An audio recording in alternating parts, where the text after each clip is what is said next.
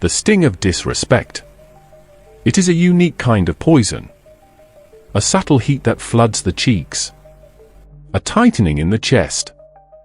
It is an attack, not on the body, but on the self. And in that moment, instinct screams for a response.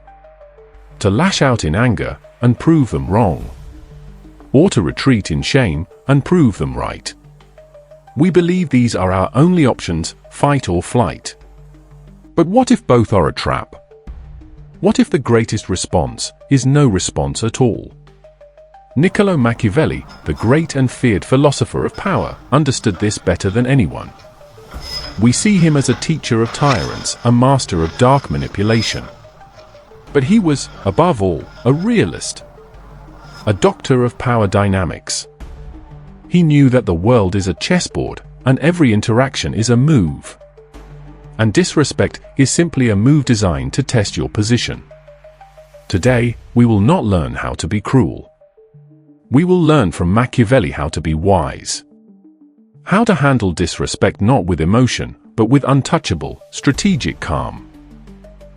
The first and most important Machiavellian principle is this. Disrespect is rarely about you.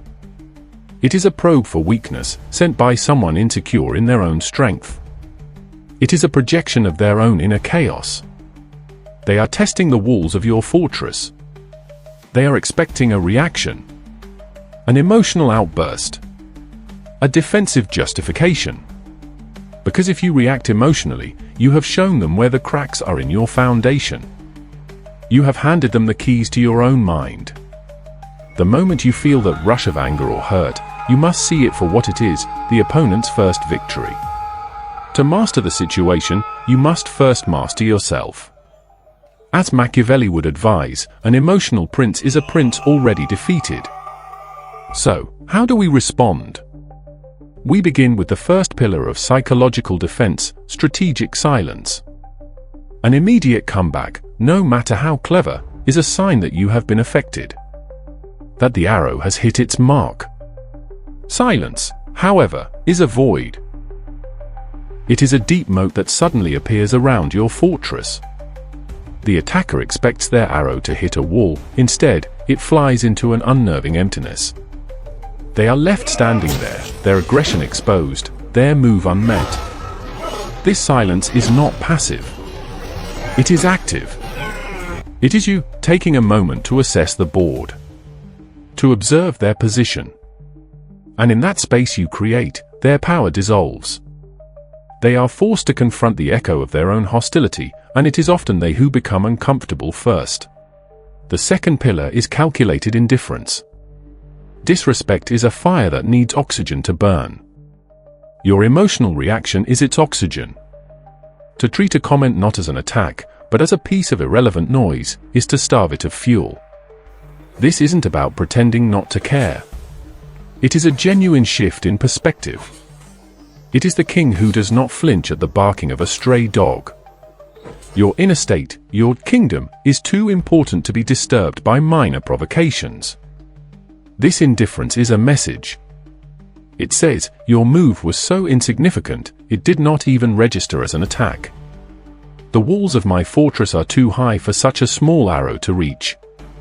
This quiet dismissal is more powerful than any insult you could return, because it invalidates the very premise of their aggression.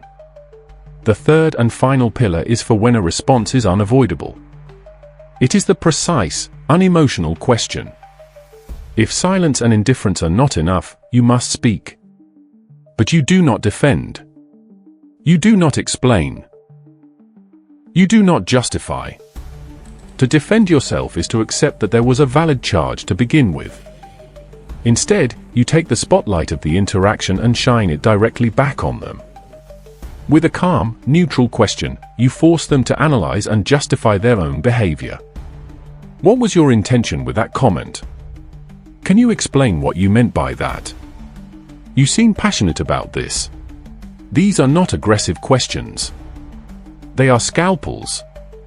They are delivered without anger, without hurt. They are the questions of a curious, detached observer. The person who disrespects you is almost never prepared to have their own motives examined. They are prepared for a fight, not an interrogation. By simply asking why, you dismantle their attack and expose the weak foundation it was built upon. The true Machiavellian victory is not in crushing your opponent. It is in making the battle so strategically insignificant that it costs you nothing. You preserve your energy. You maintain your peace. You hold the high ground of your own mind. You have defended your fortress, not by going to war, but by showing that there was never any threat to begin with. This is the real art of power. Not the ability to control others, but the discipline to never let them control you.